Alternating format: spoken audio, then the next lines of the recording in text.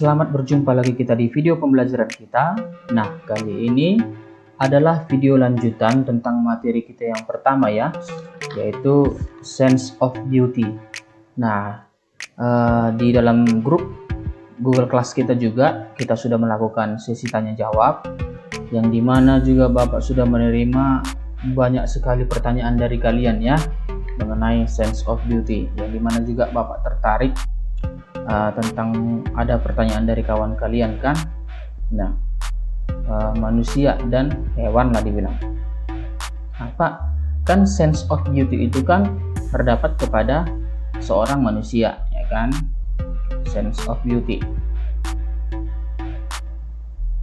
Nah, apakah sense of beauty itu terdapat di hewan? Seperti itu kan pertanyaan kalian kan. Nah, sampai sekarang Bapak belum ada membaca artikel bahwasanya hewan itu memiliki rasa keindahan tersendiri, tetapi bisa saja hewan ini memiliki rasa keindahan yang tersendiri ya, sense of beauty. Sepertinya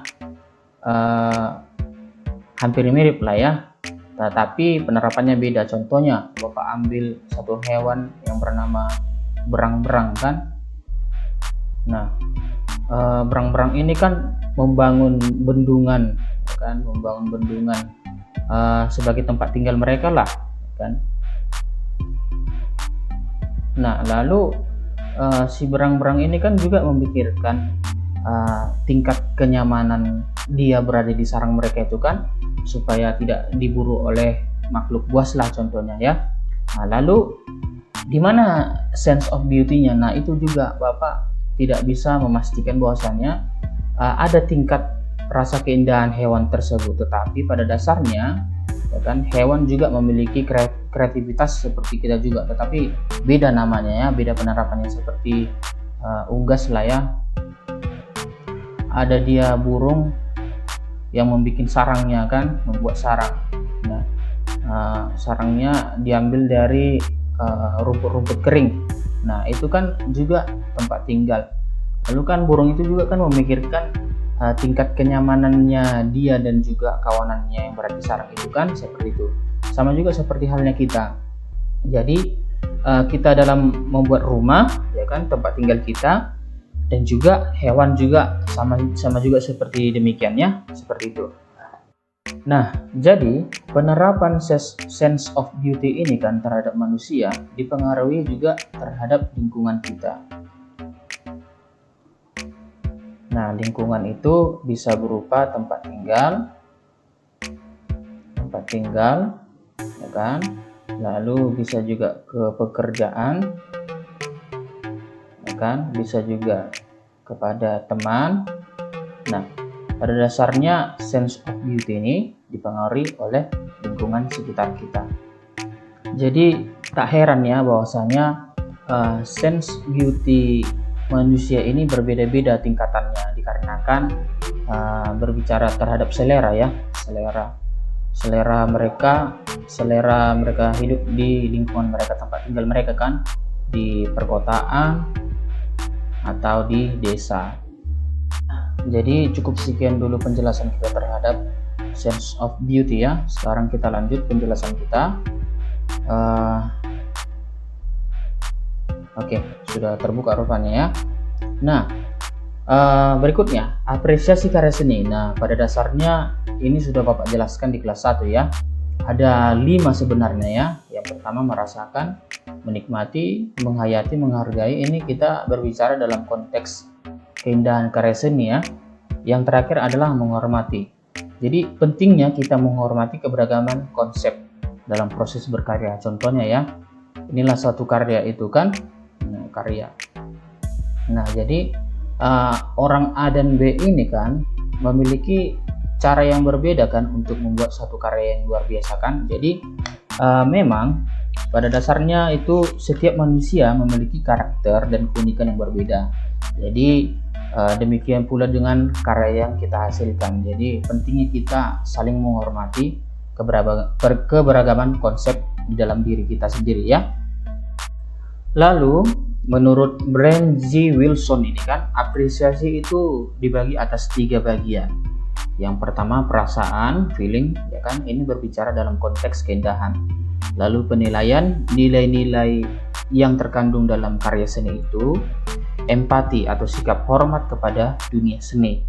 Nah, tadi ada kita singgung tentang empatingnya atau empati. Nah, di mana juga Bapak akan menjelaskan sikap empati dan simpati kita terhadap karya seni, yang dimana sikap simpati ini kita peduli akan budayawan, seniman, ya kan? Nah, dengan cara apa itu? Dengan cara kita mengetahui karya-karya yang dihasilkan mereka. Nah, jadi kita simpati terhadap seorang si perupa ya. Jadi si perupa ini sudah Bapak jelaskan ya. Si perupa ini ada yang namanya pelukis, ya kan? Ada dia pematung, penggrafis, nah dan sebagainya ya. Nah, yang dimana juga sikap simpati kita ini, ya kan? Sikap simpati kita ini berubah ke rasa empati atau sikap empati, yang dimana, ya kan? Kita dapat kagum terhadap prestasi-prestasi yang dihasilkan oleh si perupa dari penghargaan yang diterima dia, ya kan? Jadi rasa sikap empati itu, jadi kita mengagumi atas prestasi atau jasa-jasa dari seniman atau budayawan itu ya, berdasarkan kualitas karya seni atau penghargaan yang diterima dia dari ranah internasional, kan, internasional, ya kan, nasional, ya kan. Kalau nasional mungkin di penghargaan award di televisi, begitu kan. Lalu kita merasa bahwasanya mereka berhasil, begitu. Nah, jadi yang perlu kita ketahui juga bahwasanya di judul atau materi kita ini kan Bapak sering menjelaskan bahwasanya karya seni. Nah, karya seni ini kalau dia di bidang seni rupa, ya kan, dibilang dia perupa, ya kan. Bisa juga dibilang pelukis, pematung, penggrafis, kan, lalu pengkeramik, ya kan, dan sebagainya ya, dan seterusnya.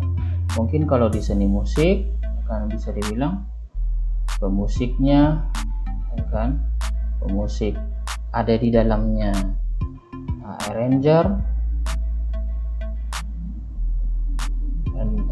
ya, arranger, lalu mungkin komposer,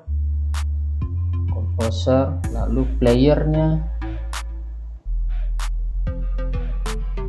Nah, kalau di seni tari mungkin penarinya ya, pemakeupnya, lalu perias bajunya. Nah, kalau di seni teater penafsir, ya kan, penafsir mungkin di dalamnya sering kita temukan penaskah, lalu penokohan, lalu sutradara ya mungkin ya. Nah, jadi kita masih berbicara dari segi rupa ya. Nah, sekian dulu perjumpaan kita pada video lanjutan ini. Kiranya kalian mengerti akan penjelasan yang Bapak berikan. Sebelumnya juga Bapak minta maaf terhadap penjelasan yang kurang jelas Bapak berikan. Mungkin di grup Google Classroom kita akan membuka sesi tanya jawab lagi ya. Nah, selanjutnya sesudah video ini Bapak akan memberikan project untuk kalian, yaitu berupa tugas yang dimana kita harus membuat satu project video ya. Kedepannya akan Bapak jelaskan konsep pembuatan video kita di dalam grup GCR kita masing-masing. Oke, sampai jumpa.